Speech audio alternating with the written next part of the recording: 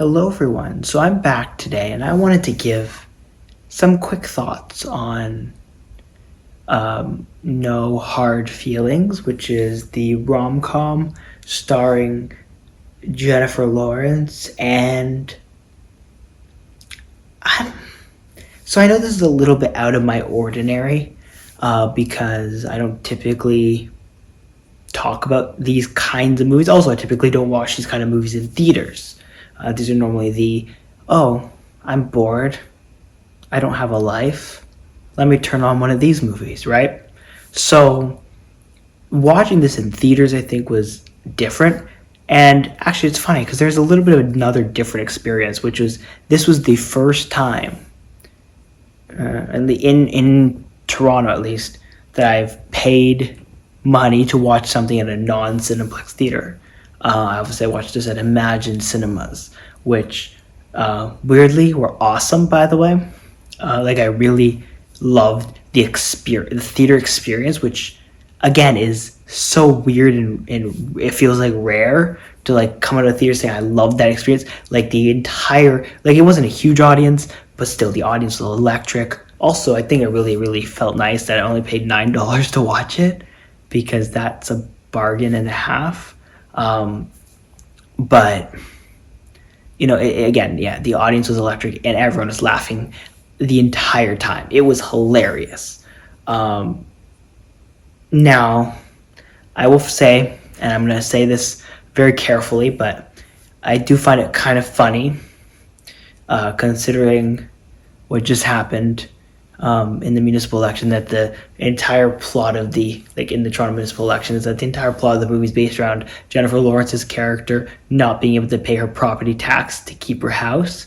But, again, and also, we can kind of ignore the fact that the entire movie's premised around prostitution, because that felt like a weird thing, right? Because, again, the actual legal definition of prostitution is being paid for or being given any kind of financial compensation, material or otherwise, for sex. And I know they kind of tried to kind of go around the stuff, but they actually it was a full-on prostitution thing. Also, there's probably spoilers in this, I guess, for a movie which you could probably predict the outcome of.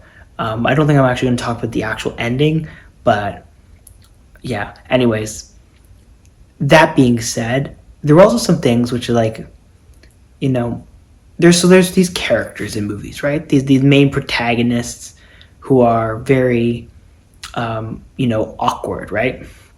And the whole idea is that this kid is super awkward and antisocial. I'm sorry, but, and this is me being very, very honest, probably to the point of detriment to me, but this kid, his, I guess, quote unquote, social awkwardness was to a point of insanity, mainly because he, let's be honest, okay? If Jennifer Lawrence is trying hard to have sex with you, I don't care how socially awkward you are, there's no way you're turning that down. Again, let's be serious here. If someone, that's ridiculous, that's just unrealistic, right? If she's trying, the way she was trying, the amount of doors she opened for him. Also, he's a 19-year-old who hasn't gone to college yet, so that's a whole nother thing. But the doors that she opened for him, it is kind of ridiculous. The fact that he didn't jump through any of them, and then when it turned out that she was, being paid, then he had a problem with it. Again, feels very weird because, have you seen Jennifer Lawrence? Also, she had a weird Terminator scene. And by that, I mean she had a scene where she fought a bunch of people fully naked. But, that also happened. Overall, I think it was a very interesting movie.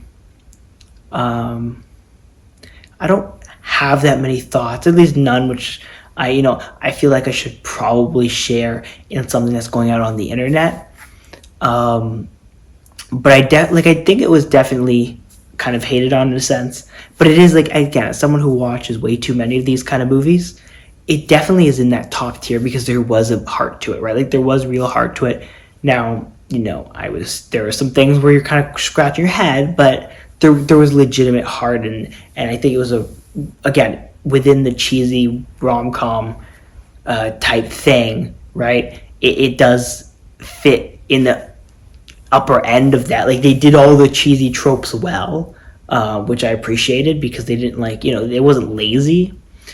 Also, Jennifer Lawrence was, like, really good in a comedy, and it's kind of hard to believe she'd never done a comedy before because it feels like a perfect fit for her.